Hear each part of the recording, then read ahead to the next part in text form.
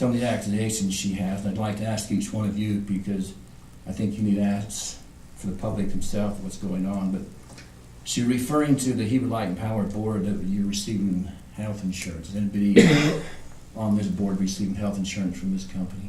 No. No. I Anybody? understand we can. I think there's some legislation, isn't there, Joe, that says that we can receive insurance? If our organization agreement provides that we may, or that you may, Yeah. and our organization agreement does not, So one could lead to the misunderstanding and the other could prevent us from getting insurance, so. Right. So, But also part in there, in the employee handbook, it talks about a part-time employee, which you have to have 20 hours and to be eligible for those benefits, and we don't ever qualify, so we'd never get to that threshold anyway. And no one's receiving in lieu of insurance money that I know of, and I think Bart can attest to it too. He's not paying any checks out to any of us for any of this. That's affirmative.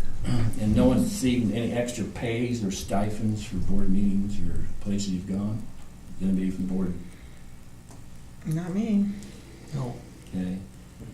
And the other concern she has, figures that we're enrolled in a URS retirement fund. Has anybody been enrolled with URS? There's nothing on my check that says it's giving me any retirement. Anybody else? No retirement.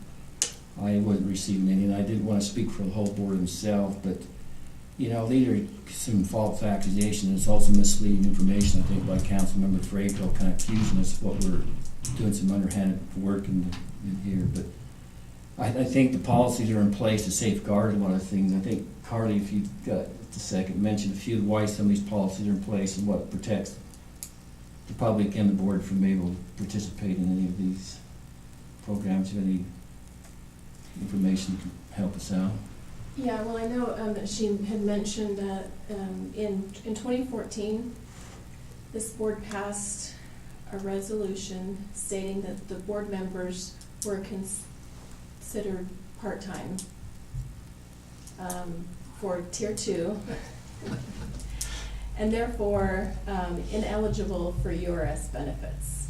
So in order to be eligible for URS benefits under Tier 2, you'd have to be declared a full-time employee, and part-time under the URS guidelines means that you're working less than 20 hours per week. So that was put in place. It didn't change the status at all of the board members. Board members have always been considered part-time. It was adopted really at the request of URS because of the change in separating the Tier 1 and their Tier 2 that happened in 2011. So in about 2013, 2014, URS made a push to have the entities just write down and declare whether their board members were part-time or full-time. So by stating that you were part-time, and it's very clear in the resolution, it also states that you are ineligible for all URS benefits. Thank you. I think she was part of the board when we passed that too. With that. So I just want to make sure this is clear in front of the public. It's not going on the internet that this is happening. Sometimes people may have picked up part of that conversation, maybe misleading, but I wanted to address it with the board here today and understanding that this is some false information and can mislead the public thinking we're receiving extra benefits and stipends from the company, which we are not doing to. And I really haven't understood why she continues to attack the company and the board members the way she does. I think sometimes it may be a personal vendetta of herself trying to get back at the company anyway. But,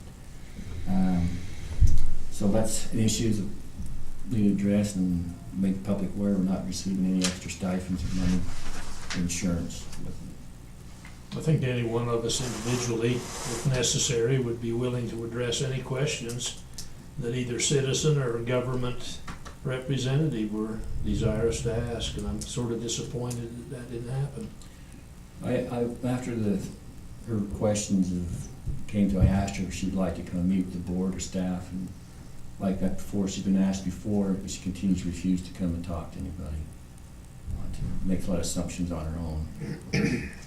I'm sure we'll probably get some repercussions from after this one, but it'll probably come again, but just want to make it clear that the public what we're doing, and this is a good board, it's an honest board, it has integrity, and I don't like it to be challenged. Appreciate that, thank you. I think that's all the agenda items we have, and for us, we need to move into a closed session. Ordering for I'll make a litigation. motion that we move into a Second. closed session for litigation. I second the motion. Second by Mayor Wallace. All in favor, say aye. Aye.